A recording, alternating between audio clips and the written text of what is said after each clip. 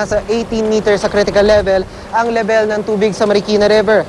Paniguro ng Marikina Rescue, handa raw sila sa anumang posibleng mangyari.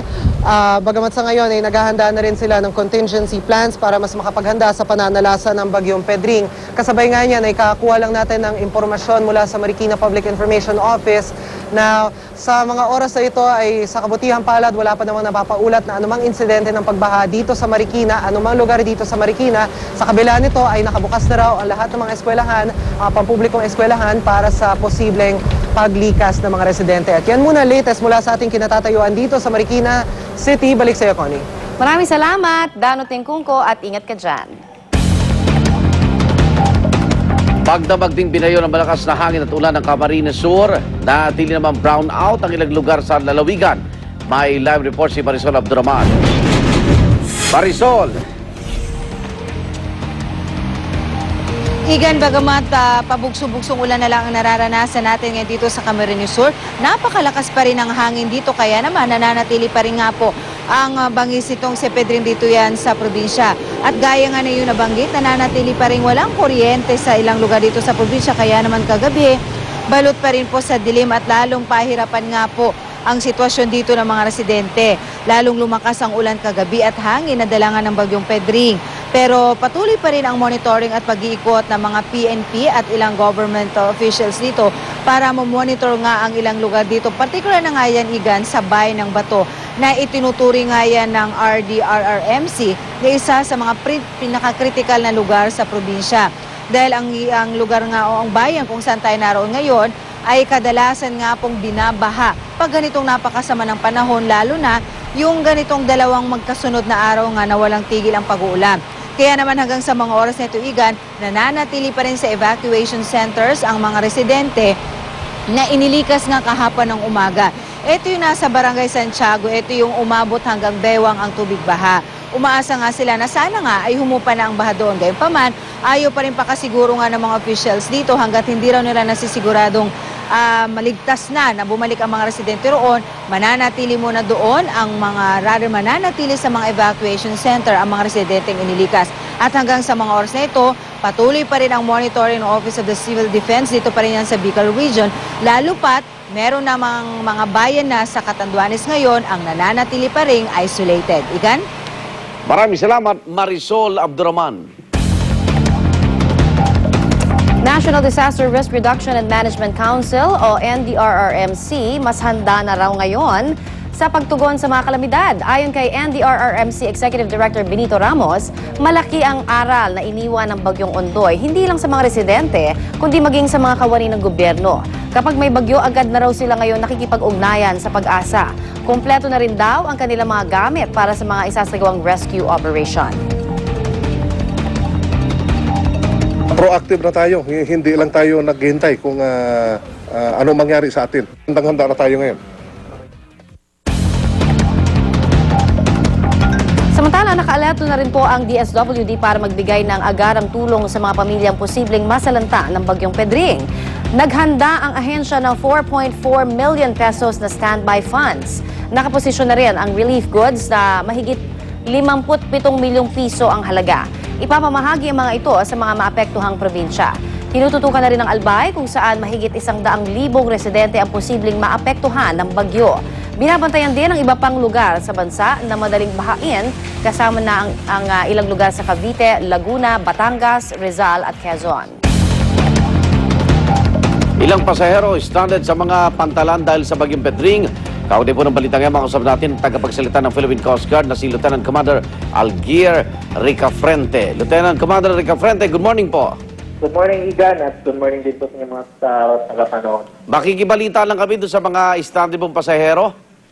Base po sa pinakahuling talaan ng ating hintilan ay meron naitala po natin na umabot sa 2,539 po yung stranded, kasalukuyan stranded ngayon sa iba't ibang pantalan ng ating bansa na apektado nga nitong bagyong si Pedring. At mahigit sa 1,000 dito ay dito sa may Macnog Pier. At sa ngayon ay kasalukuyan pa rin nating minomonitor itong bagyo at upang matiyak natin na bago natin payagang maglayag itong mga barko ay wala na tayong typhoon signal doon sa mga area na ito. So mga ilan po ang bilang nito mga stranded na passenger natin? Ang total po natin ngayon ay base sa huli nating report ay 2,539 po ang total ng mga stranded passengers. Okay, yung mga kumpanya ba kung saan sila sasakay, may mga binibigay na ayuda doon, Algier? Base naman doon sa mga report na nakarating sa... Okay, babalikan po natin na wala pong komunikasyon natin kay Lieutenant Commander Algier Ricafrente. Samantala, hagupit ng bagyong Pedring naman naramdaman din sa ilang lalawigan sa Luzon. Kaya naman, doble kayod ang mga otoridad upang masigurong ligtas sa mga residente sa gitna ng masungit na panahon. Narito ang report.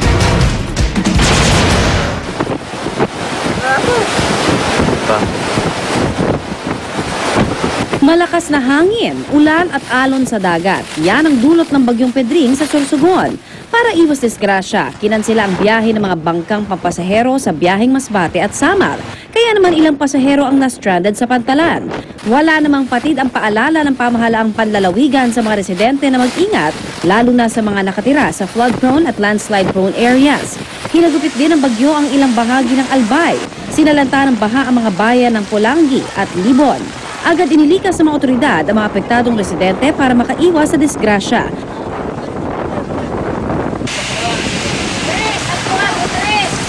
Binahari ng ilang bahagi ng Tagkawayan, Quezon, dulot ng malakas na ulan. Todo alerto naman ang mga residente sa mabababang lugar, gayon din sa tabi ng dagat, sakaling lumala pa ang lagay ng panahon. Sa San Mateo, Rizal naman, inihanda na ng mga otoridad ang mga rescue boat, salbabida at life vests bilang preparasyon sakaling kailanganing magkasa ng rescue operations. Hindi na raw nila pababayaang maulit ang krisis na sinapit nila noong bagyong Ondoy. Zero casualty raw ang target nila sa pananalasa ng bagyong Pedring.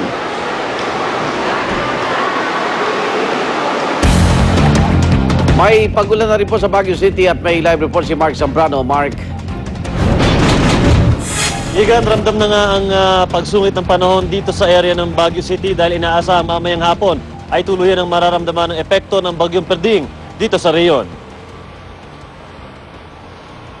Matinding lamig at matinding pag-ulan rin kasama ng napakakapal na fog at bugso ng hangin. Yan ang nararamdaman ngayon sa ating pag-ikot dito sa area ng Baguio City. Yan din ang sumalubong sa atin ng ating puntahan ng ilang lugar dito sa paligid ng City of Pines.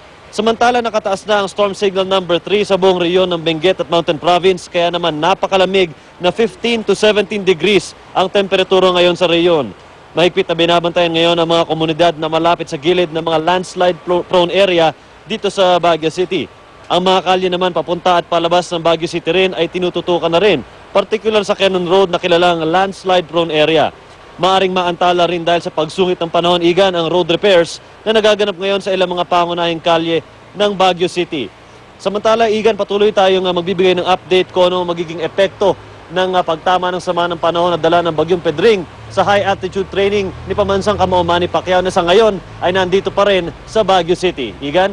Maraming salamat, Mark Zambrano. Dagulat po live mula sa Baguio City. Bahagi ng bumulusok na satellite ng NASA, bumagsak nga ba sa Capiz? Isang tourist bus sa Australia biglang nagliyab sa gitna ng kalsada. Huwag pahuli, tutok lang sa unang balita.